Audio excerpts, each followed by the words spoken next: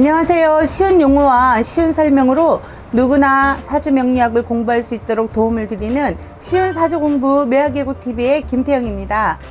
목화, 토금수, 오행이 골고루 다 갖춰진 사주는 무난하고 편안하게 살 수가 있는데요. 그렇게 또 공부해왔고 알고 있습니다. 또 제가 임상을 통해서 수많은 분들을 상담을 해보면 목화, 토금수를 골고루 갖추고 있는 분들은요, 삶이 그렇게 어렵거나 힘들지 않으셨습니다. 그래서 사주 상담을 하러 오시는 분들 중에는요, 목화토금수 이렇게 오행이 다 구성된 오행 구조격을 가지신 분들은 거의 없었고요.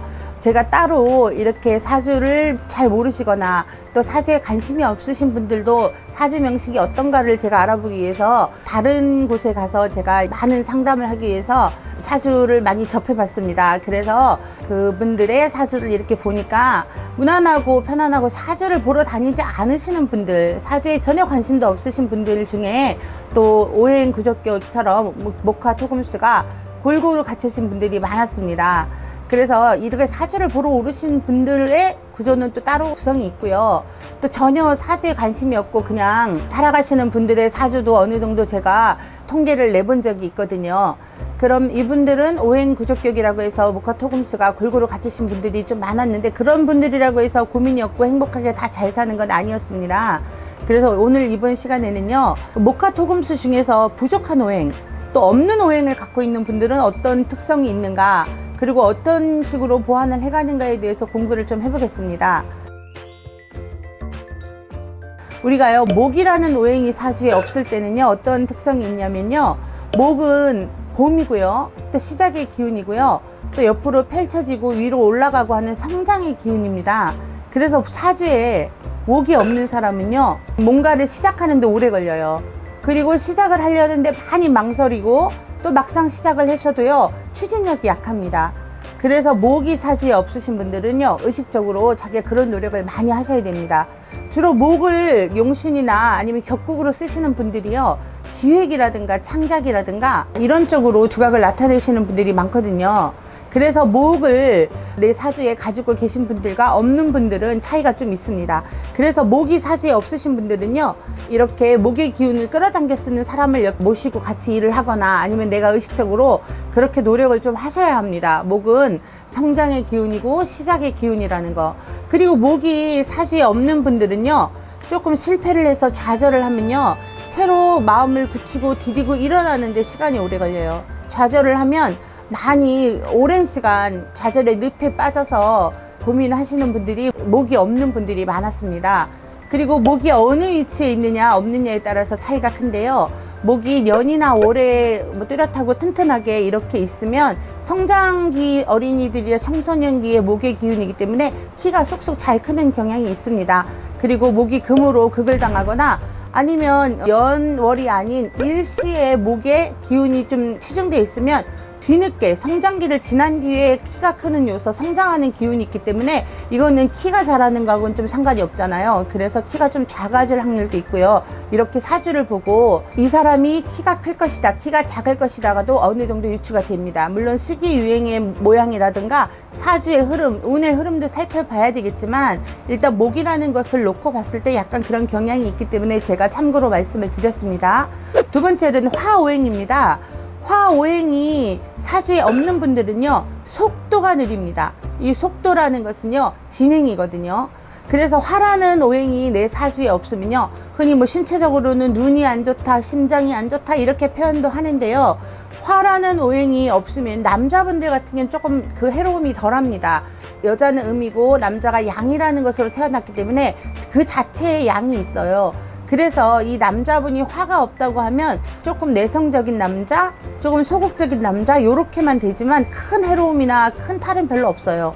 그런데 여자가 이렇게 화가 없으면, 여자는 이 태어난 자체가 음이거든요.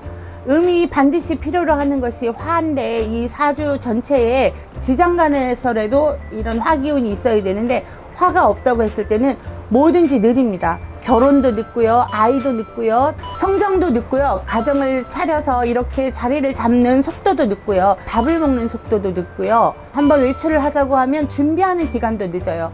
그렇다고 해서 행동이 더디거나 느리다는 그런 건 아닌데요, 이렇게 하는 것을 보면 대체적으로 조금 속도감이 떨어진다, 그래서 화오행이 없는 분들은 화오행이 있는 분들보다 이런 속도감에서는 조금 느립니다. 그리고 화오행이 많으신 분들은요, 쉰다는 개념이 너무 없다는 겁니다. 너무너무 많이 움직이기 때문에 조금 자기가 그 어느 정도 템포를 조절해야 됩니다.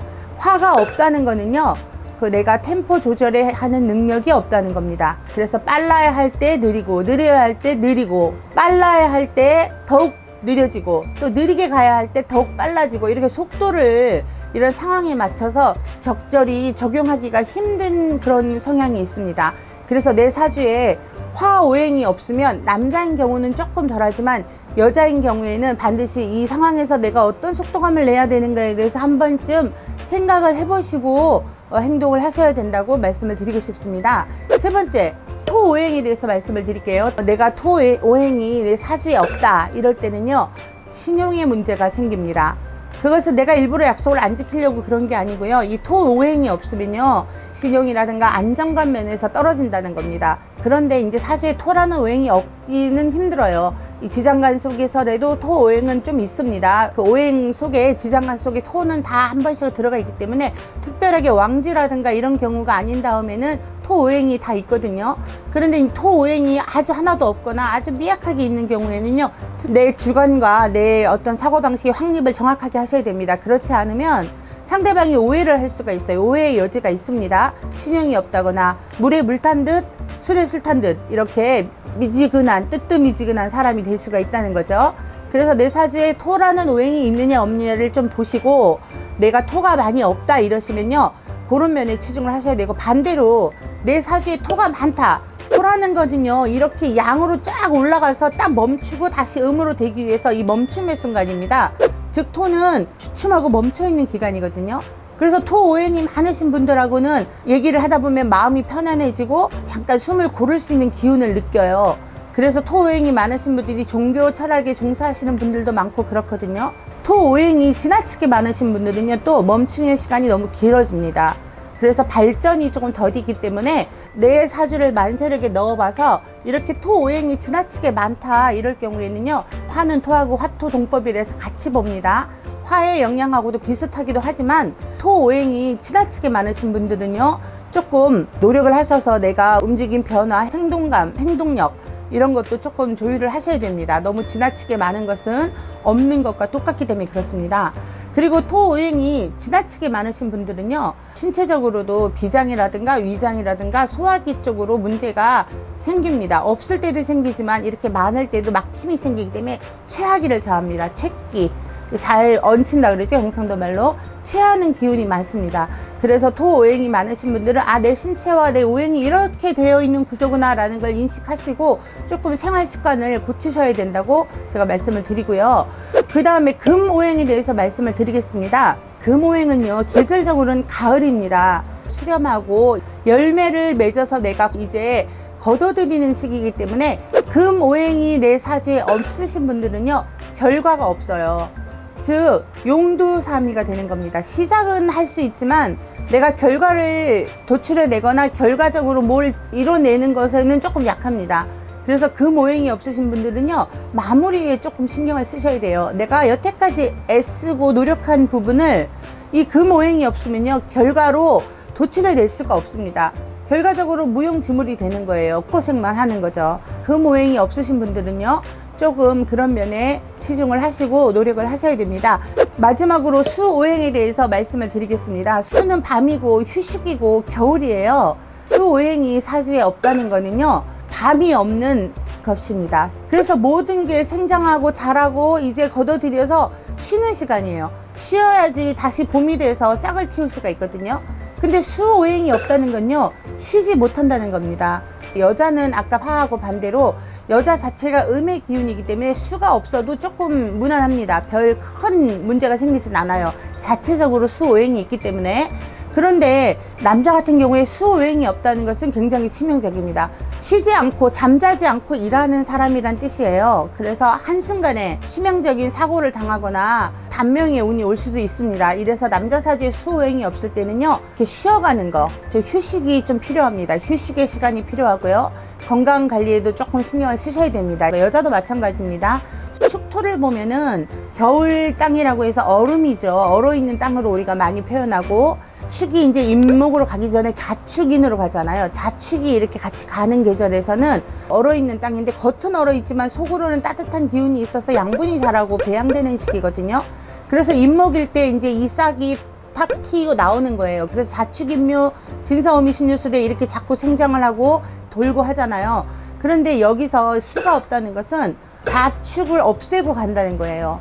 그러면 우리가 해에서 끝나서 이제 다시 목으로 가기 위해 쉬는 시간, 축과 자의 시간이 없다는 거거든요. 그래서 수가 없는 것은 굉장히 치명적입니다. 그래서 사람이 사주에 수가 없다면 살아가야 되는 그 원천, 그게 없다는 거예요. 그래서 수가 사람에게 굉장히 중요합니다.